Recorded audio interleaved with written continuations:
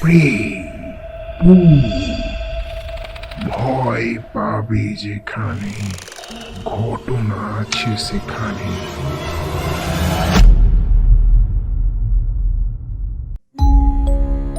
Welcome সকলকে প্রেতপুরের একটি নতুন এপিসোডে। কেমন আছো সবাই? আশা করি সকলে খুব ভালো আছো। আজকের প্রেতপুরের 8 নম্বর এপিসোডে আমি অরিজিৎ আছি আপনাদের সাথে। আর আজকে একটি বিশেষ চরিত্রে আমার সাথে আছে সুদীপ্তা। আজ আবারও একটা ভয়ানক ঘটনা নিয়ে হাজির হয়েছি আপনাদের জন্য। আজকের ঘটনাটি একটু ভিন্ন ধরনের, আশা করি আপনাদের খুব ভালো লাগবে। সকলকে অনুরোধ রইল, ঘটনাটা ভালো লাগলে একটু লাইক করে দেবেন। আমাদের ঘটনা পাঠাতে হলে আমাদের সরাসরি মেল করুন প্রেতপুরের অফিসিয়াল মেল prethpur.official@gmail.com। আপনি ভয়েসেও পাঠাতে পারেন অথবা ঘটনা লিখেও পাঠাতে পারেন, যেটা আপনার সুবিধা বলে মনে হয়। আর সমস্ত লিঙ্ক এই ভিডিও ডেসক্রিপশানে আপনি পেয়ে যাবেন। তাহলে চলুন এবার আমরা ঘটনায় চলে যাচ্ছি। আজ ঘটনা পাঠিয়েছেন মুর্শিদাবাদ থেকে ইরফান।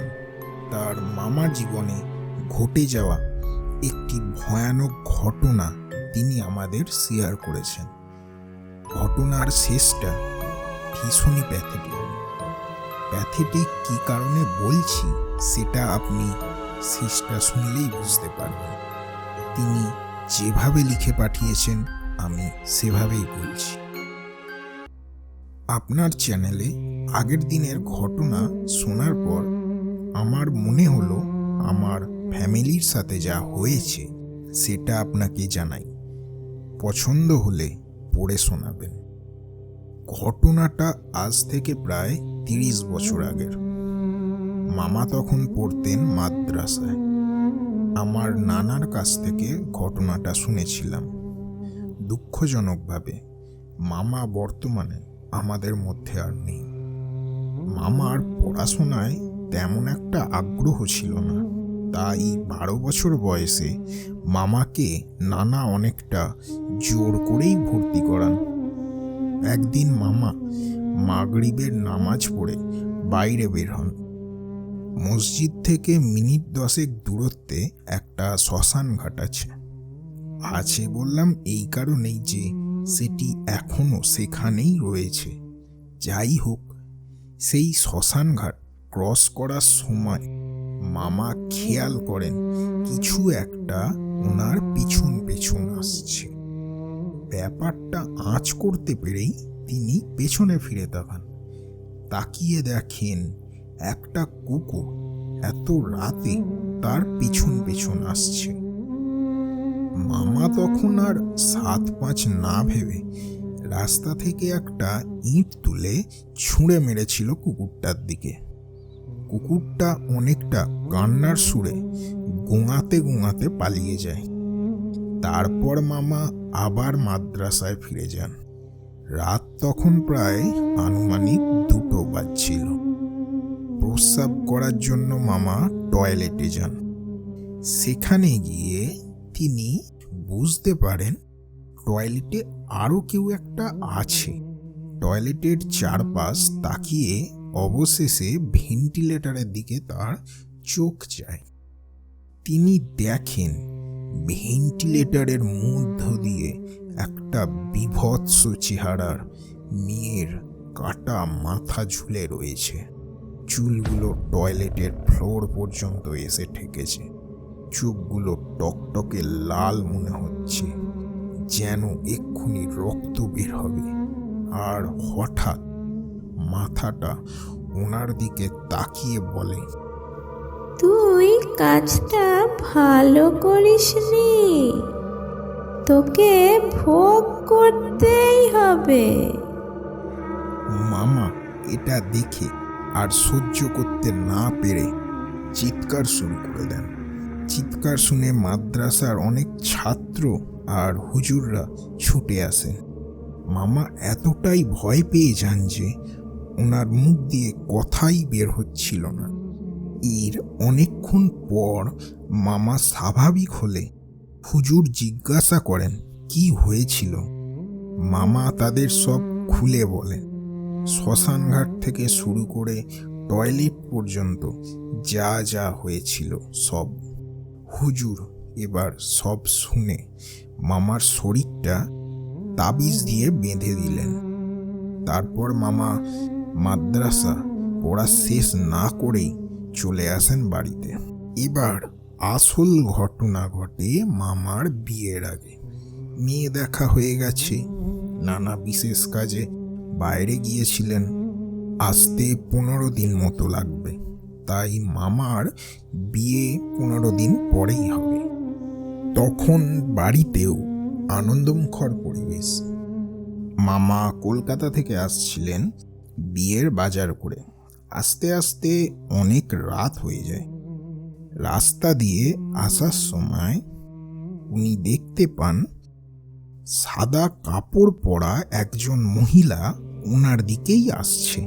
কিছুটা সামনে আসতেই মামা দেখতে পান সেই বিকৃত চেহারার মহিলা ওনার দিকে চেয়ে হাসছে।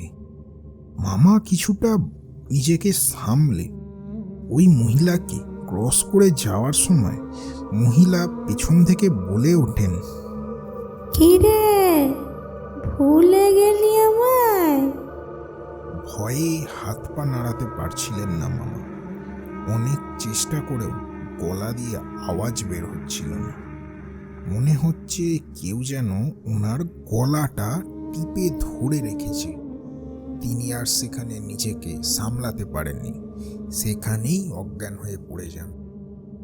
সেই দিন থেকে মামাকে আর খুঁজে পাওয়া যাচ্ছিল না। প্রায় 1 মাস মামার কোনো খোঁজ ছিল না। বাড়ির সবাই প্রায় পাগল হওয়ার উপক্রম।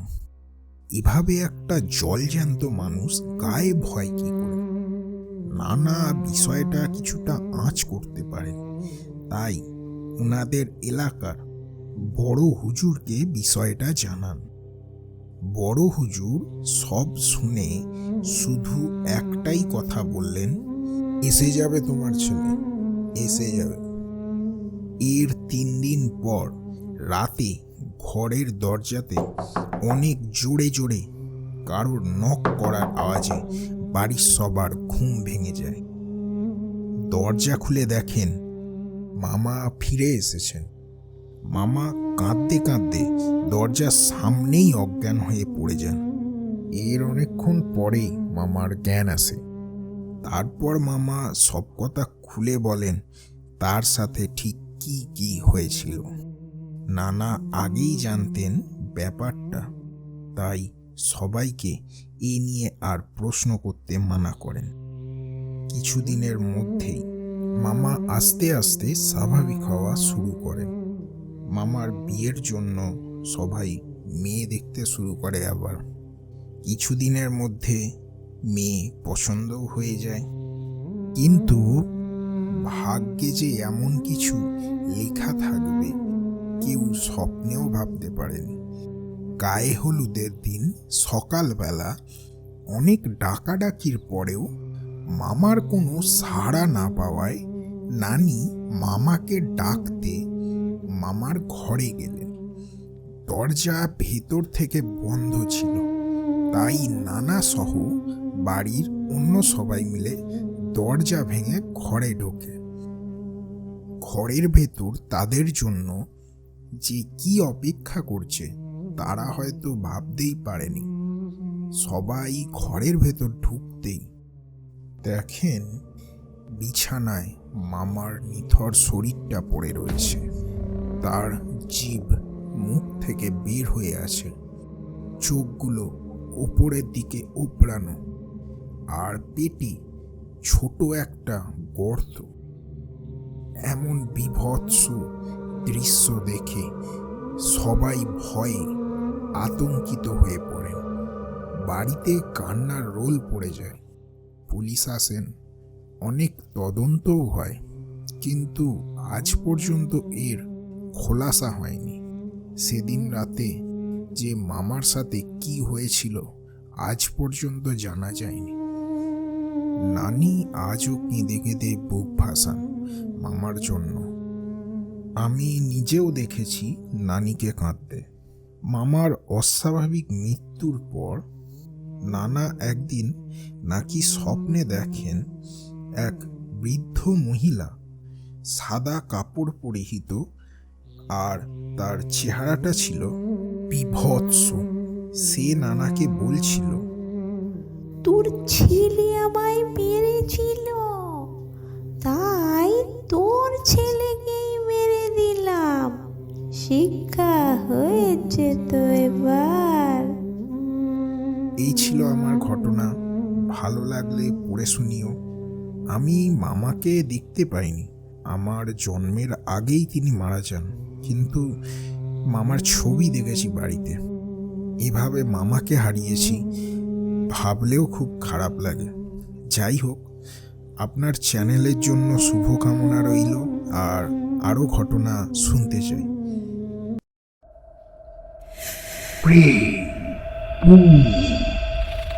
ভয় পাবে যেখানে, ঘটনা আছে সেখানে। ধন্যবাদ ইরফান। হ্যাঁ, আরও ঘটনা আসবে আমাদের চ্যানেলে। তুমি দেখতে থাকো আর আমাদের পাশে থাকো, আর আরও আরও ঘটনা পাঠিও। তোমার ঘটনা থেকে অনেক কিছু শেখার আছে আমাদের।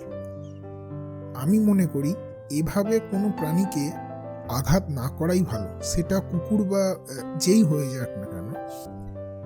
হয়তো খেলার ছলে বা ভয়েই তিনি সেদিন কাজটা করেছিলেন, বাট সেটা তার জীবনকেই শেষ করে দিল। আমার খুব সাংঘাতিক লেগেছে ঘটনাটা, নো ডাউট। আর আপনাদের কেমন লাগলো সেটা আমাকে কমেন্ট বক্সে জানিয়ে দিন। আমি অরিজিৎ আছি আপনাদের সাথে। আরও একবার জানিয়ে দিচ্ছি, আমাদের ঘটনা পাঠাতে হলে মেল করুন প্রেতপুরের অফিসিয়াল মেল prethpur.official@gmail.com। ঘটনা ভালো লাগলে একটু শেয়ার করবেন বন্ধুদের সাথে, আর সাবস্ক্রাইব করতে বলবেন। ততক্ষণ ভালো থাকুন, সুস্থ থাকুন, আর প্রেতপুরের সঙ্গে থাকুন। বিদায়।